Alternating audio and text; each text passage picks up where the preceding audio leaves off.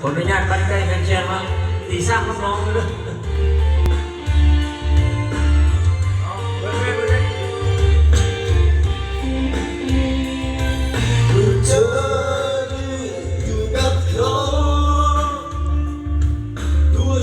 เจ้าของมันเกิดมาไปลองจักเพลงเอ้ยสองคนเขาเมาบัด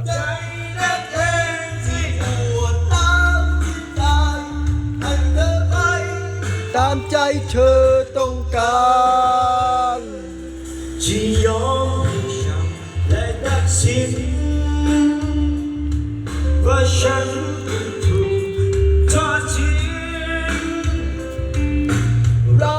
นั้นมันไม่อาจฟื้นความจริงได้แต่ยิ้มอวยพรให้ไปดีให้เธอได้กับเขาจะโชคดีอย่างนี้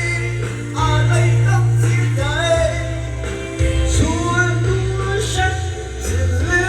มว่าเธอต้องได้ลื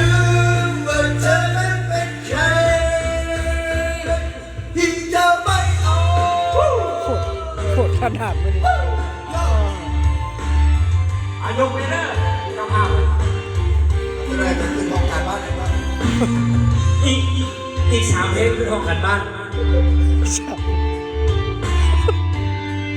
เอาร้อนกันมาเลยนะเดี๋ยวหน่อยกล่องร้อนพลอยนุ่ยกันมาเนาะมันงับไปเพื่อนของการบ้าน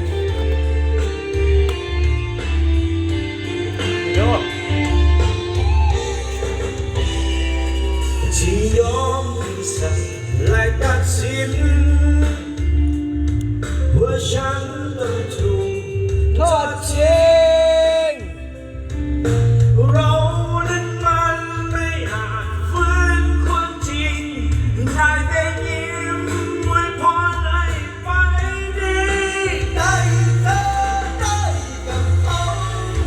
เด็ดจงสุดที่ใช่ป่ะอะไรต้องเสียใจส่วนตัวฉันจะลืมว่าเธอต้องหายลืมว่าเธอต้องเป็นใครที่ก็ไม่เอา